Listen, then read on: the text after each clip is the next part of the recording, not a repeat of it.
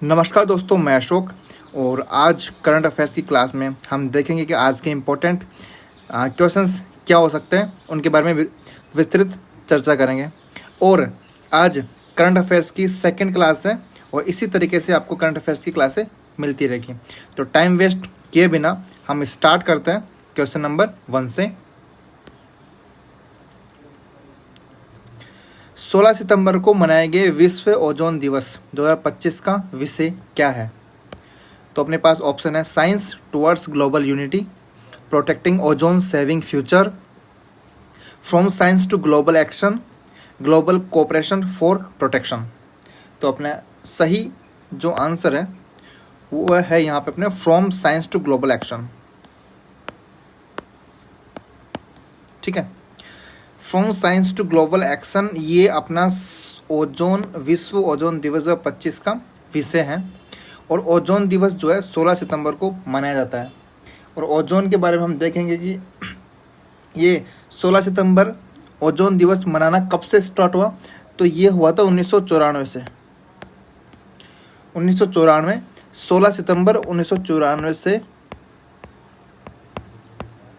Ozone दिवस मनाना शुरू हुआ। ठीक है, और ये 1987 के अंदर मॉन्ट्रियल प्रोटोकॉल हुआ था। किससे रिलेटेड हुआ था? वे ओजोन के संरक्षण से रिलेटेड हुआ था और 16 सितंबर को ही हुआ था वो। तो 16 सितंबर 1987 को मॉन्ट्रियल प्रोटोकॉल हुआ था, इस वजह से 16 सितंबर को ओजोन दिवस मनाया जाता है। और ये ओजोन अपने लिए क्या काम करती है? ओजोन काम करती है अल्ट्रावायलेट किरणें, परावैंगनिक किरणों से बचाती है। ओजोन अपने यूवी किरणों से बचाती है, परावैंगनिक किरणों से।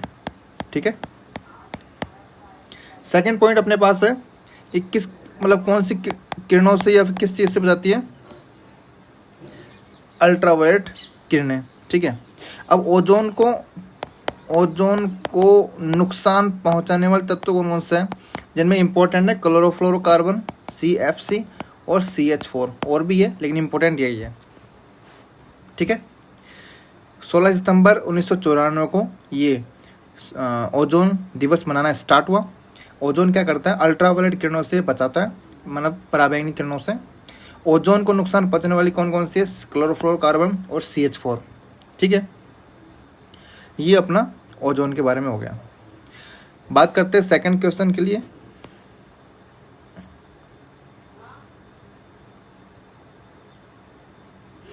2025 में सीनियर पुरुष 1000 मीटर स्प्रिंट में स्वर्ण पदक जीतकर भारत का पहला स्पीड स्केटिंग विश्व चैंपियन कौन बना? तो ऑप्शन अपने पास कृष शर्मा, आनंद कुमार वेल कुमार, विक्रम राठौड़ और रमेश पवार। ठीक है, तो अपने पास इसका सही आंसर होगा वो है आनंद कुमार वेल कुमार। 2025 सीनियर पुरुष 1000 मीटर स्प्रिंट में स्वर्ण पदक जीतकर भारत का पहला स्पीड स्केटिंग विश्व चैंपियन। ठीक है, इंपॉर्टेंट क्यों है? क्योंकि भारत का पहला है। तो भारत का पहला स्पीड स्केटिंग विश्व चैंपियन कौन बना? आनंद कुमार वेल कुमार। ये अपन को याद होना चाहिए। ठीक है, अब इसके बारे में कुछ देखते हैं। सबसे पहले तो याद रखना अपन को सीनियर पुरुष है। सीनियर पुरुष 1000 मीटर स्प्रिंट में गोल्ड मेडल लिया इसने।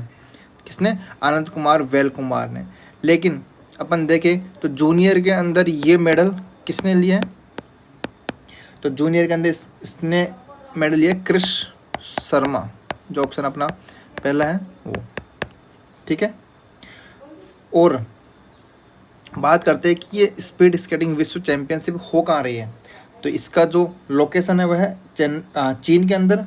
वो जगह का नाम है बेईदाई, ऐसा कुछ नाम है। आप तो याद रखो कि चीन के अंदर ये चैंपियनशिप हो रही है, जिसके अंदर इंडिया का पहला सीनियर पुरुष 1000 मीटर स्प्रिंट में चैंपियन बना आनंद कुमार वेल कुमार, और जूनियर है इसमें यहाँ पे कृष शर्मा। ठीक है, हाल ही में किस देश ने दुनिया का पहला कृत्रिम बुद्धिमत्ता संचालित कैबिनेट मंत्री नियुक्त किया है? तो ऑप्शन अपने पास है अल्बानिया, एस्टोनिया, डेनमार्क, फिनलैंड। तो अपना सही आंसर है अल्बानिया। ठीक है, अल्बानिया एक यूरोप की कंट्री है, ठीक है, जिसकी कैपिटल जो है तिराना। ठीक है, और ये जो कंट्री है ना, नाटो और ईयू, यूरोपियन यूनियन, दोनों का सदस्य है। यहाँ का पीएम जो है कौन है? एडी रामा। कुछ पॉइंट यही है, अल्बानिया एक यूरोप ये कंट्री है जिसकी कैपिटल तिराना है, जिसका पीएम एडी रामा है, और ये नाटो और ईयू दोनों का मेंबर है।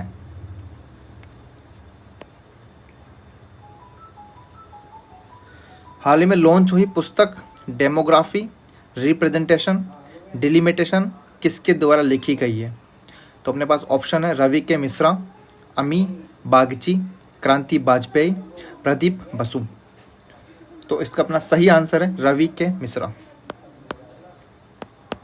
ठीक है, डेमोग्राफी, रिप्रेजेंटेशन और डिलिमिटेशन, ठीक है, रवि के मिश्रा इसके राइटर हैं। अब बात करते हैं अभी कुछ 2025 की कुछ लेटेस्ट बुक्स, जिसमें अंदर पहली बुक है अपने पास दपान। दपान, ठीक है, किसके द्वारा लिखी गई है? चक्रवर्ती, इस इप्सिता चक्रवर्ती के द्वारा लिखी गई है।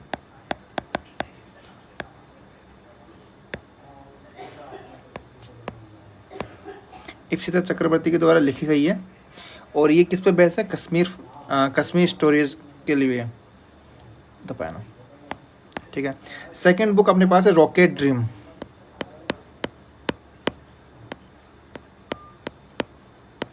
रॉकेट ड्रीम है जिसका जो राइटर है Christian Davenport.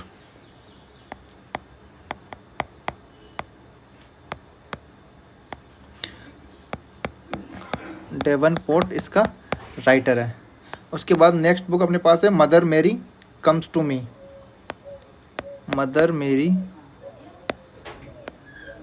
Comes to me,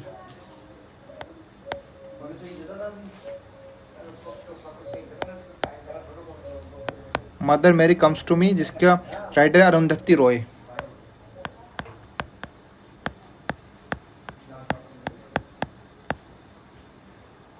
ठीक है, चोला टाइगर्स,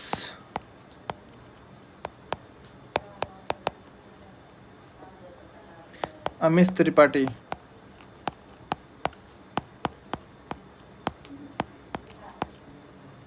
ठीक है, एक MS स्वामीनाथन पे भी बुक बनी है, MS स्वामीनाथन। ठीक है, the man who feed India, the man who feed India, इसका जो राइटर है वो प्रियमबदा जया कुमार। प्रियमबदा जया कुमार इसका राइटर, प्रियमबदा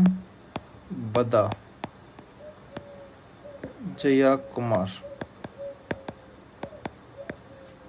ठीक है, कुछ बुक्स है 2025 के इम्पोर्टेंट, आपके एग्जाम्स के लिए इम्पोर्टेंट है, तो आप इनको एक बार देख लीजिएगा। ठीक है, तो अपना आंसर क्वेश्चन तो यही था कि अपने डेमोग्राफी, रिप्रेजेंटेशन और डिलिमिटेशन के राइटर कौन है? रवि के मिश्रा। उसके अलावा ये कुछ बुक्स है, आप इनको देख सकते हैं।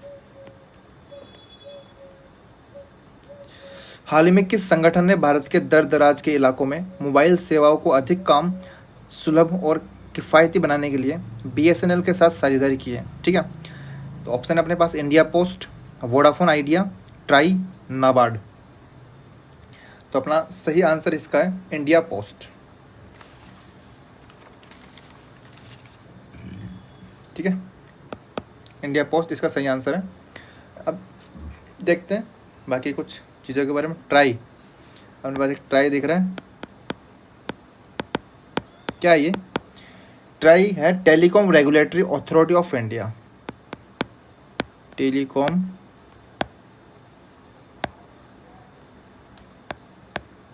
Regulatory authority of India. ये टेलीकॉम इंडस्ट्री को ये रेगुलेट करता है, जिसकी स्थापना हुई थी 20 फरवरी 1977। इसकी स्थापना 20 फरवरी 1977 को हुई थी। इसका हेडक्वार्टर नई दिल्ली के अंदर। ठीक है, अभी इसके जो हेड है अनिल कुमार लाहोती।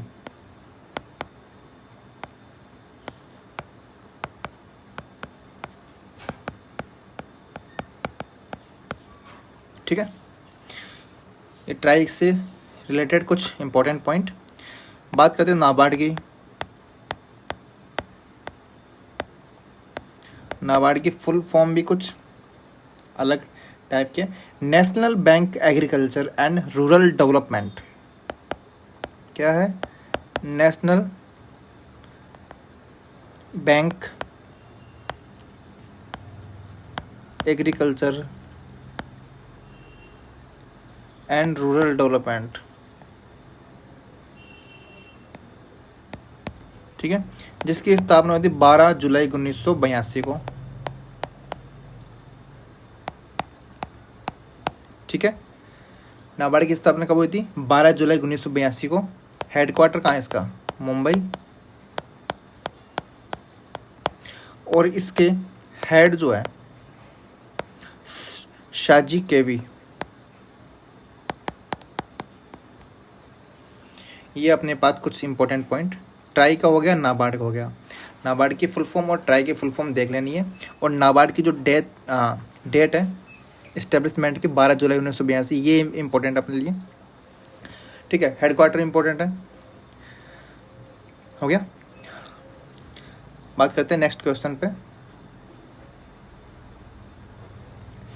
किस संगठन ने राष्ट्रीय ऊर्जा संरक्षण पुरस्कार NECA 2025 के अंतर्गत एक नई श्रेणी की घोषणा की है? ऑप्शन अपने पास है पर्यावरण मंत्रालय, ऊर्जा दक्षता ब्यूरो, केंद्रीय विद्युत प्राधिकरण, नीति आयोग। तो इसका सही आंसर होगा अपने पास ऊर्जा दक्षता ब्यूरो। ठीक है, ये ऊर्जा दक्षता ब्यूरो है क्या? इसको शॉर्ट फॉर्म में बोलते हैं BEE, मतलब bureau of efficiency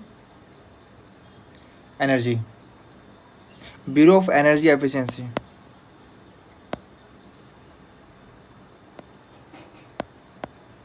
bureau of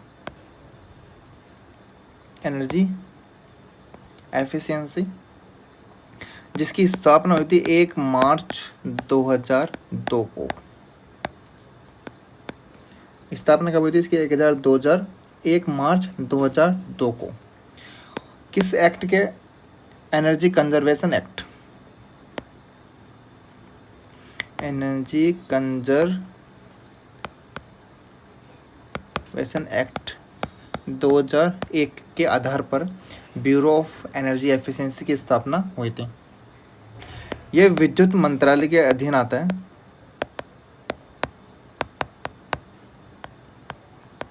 विद्युत मंत्रालय के अंतर्गत आता है। ठीक है, इसका जो हेडक्वार्टर है वो है नई दिल्ली। और विद्युत मंत्रालय के अंदर आता है तो विद्युत मंत्री कौन है अभी? मनोहर लाल खट्टर। याद रखना अपने मनोहर लाल खट्टर। ठीक है, उसके बाद देखते हैं अपन पर्यावरण मंत्री कौन है। तो पर्यावरण मंत्री अपने पास श्री भूपेंद्र यादव। पर्यावरण मंत्री कौन है? भूपेंद्र यादव।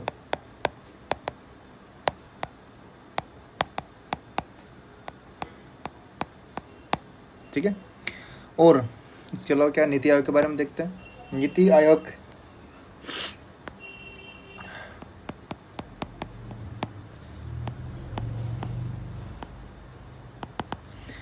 के बारे में देखें तो NITI Aayog national institution for transforming India. क्या है? नेशनल इंस्टीट्यूशन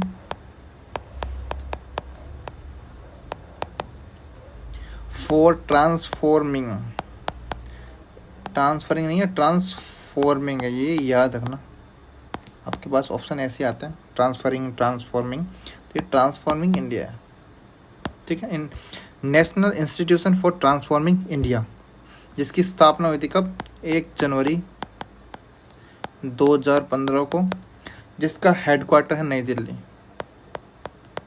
कहाँ पर है हेडक्वार्टर? कहाँ पे इसका? नई दिल्ली। इसका पीएम हेड कौन आता है?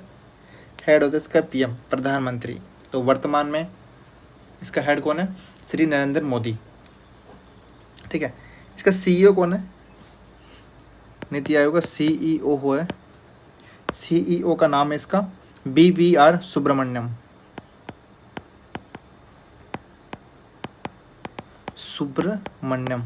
ठीक है। और इसका उपाध्यक्ष कौन है? अध्यक्ष पीएम हो गया, और उपाध्यक्ष कौन है? उपाध्यक्ष है सुमन बेरी। इंपॉर्टेंट क्वेश्चन नहीं, एग्जाम में आते हैं। तो सीईओ याद करना है, इसका उपाध्यक्ष याद रखना है, और अध्यक्ष तो याद रखना है कि होता कौन है। ठीक है, ये अपने इस क्वेश्चन का सार हो गया। तो अभी के लिए इस राष्ट्रीय ऊर्जा संरक्षण पुरस्कार की बात करें तो इसका जो आंसर होगा वो ऊर्जा दक्षता ब्यूरो होगा। नेक्स्ट क्वेश्चन पे आते हैं। हाल ही में हैदराबाद मुक्ति दिवस, हैदराबाद लिबरेशन डे सितंबर 2025 के किस दिन मनाया गया है? तो ये तो अपन को बिल्कुल याद होना चाहिए, अपने इंडिया का स्टार्टिंग है। इसकी जो आंसर है ऑप्शन क्या है? 15 सितंबर, 16 सितंबर, 17 सितंबर, 18 सितंबर। तो इसका सही आंसर जो है वह 17 सितंबर। ठीक है, 17 सितंबर 1948 को ये हैदराबाद जो है किस में मिलाया गया था? इंडिया के अंदर मिलाया गया था। क्यों? क्योंकि पहले जो है निज़ाम जो थे, निज़ामों के अधीन था हैदराबाद, निज़ामों के अधीन हैदराबाद था, और वो अपना स्वतंत्र इसको रखना चाहते थे, इंडिया में विलय नहीं करना चाहते थे। तो हुआ क्या? इंडिया ने एक ऑपरेशन चलाया था, ऑपरेशन पोलो।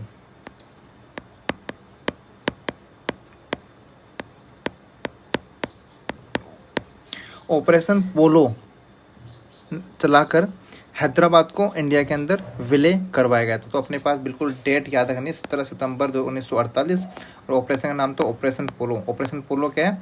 हैदराबाद को इंडिया में विलय।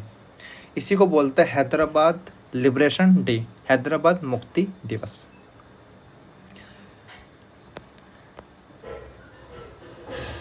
बात करते हैं इंस्पायर अवार्ड 2025 के लिए सर्वाधिक नवीन विचार प्रस्तुत करने में देश में कौन सा जिला शीर्ष पर रहा है? तो ऑप्शन अपने पास है लखनऊ, बेंगलुरु, जयपुर, मुजफ्फरपुर। तो इसका सही आंसर मुजफ्फरपुर। ठीक है, ये अपना इतना से याद रखना है इसके अंदर कि इंस्पायर अवार्ड 2025 के लिए सर्वाधिक नवीन विचार प्रस्तुत करने में देश में कौन सा जिला शीर्ष पर रहा है? तो इसका आंसर मुजफ्फरपुर है।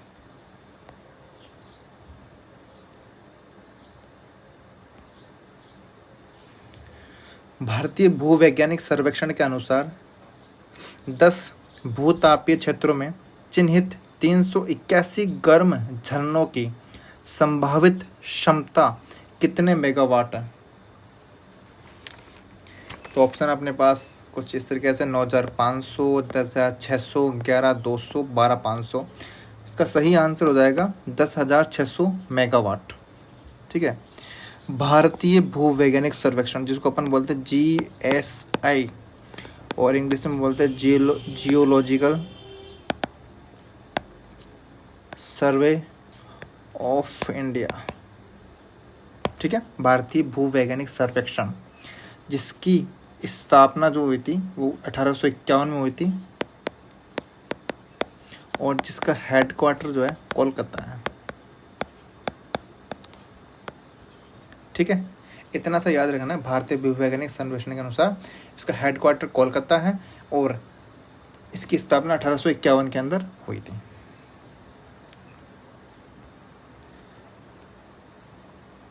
हाल में किस राज्य ने GI टैग वाली फसल को बढ़ावा देने के लिए सिरारा खोंग हथई मिर्च महोत्सव की मेजबानी की है? तो ऑप्शन अपने पास नागालैंड, मेघालय, मिजोरम और मणिपुर। ठीक है, तो सिरारा खोंग हथई मिर्च महोत्सव किस राज्य का है? मणिपुर। कुछ अन्य भी है जिसके अंदर अपन बात करते हैं। अन्य फेस्टिवल है जैसे मान लो इमोई लेंग, मणिपुर के कुछ और इम्पोर्टेंट फेस्टिवल, लोसाई,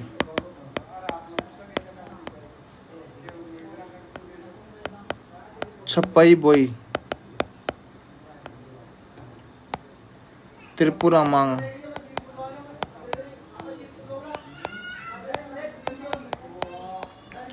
ठीक है, और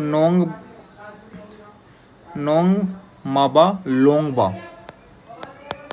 नोंग माबा लोंगबा, एक है नोंग बाबा लोंगबा। हो गया, लगभग यही है मणिपुर के इम्पोर्टेंट फेस्टिवल। ठीक है, कुछ अन्य। तो आज की क्लास करंट अफेयर्स की कंप्लीट होती है। अपन डेली आपको ये 10 क्वेश्चन करंट अफेयर के मिलेंगे और अपन रिवाइज भी करेंगे। ठीक है, तो थैंक यू गाइस।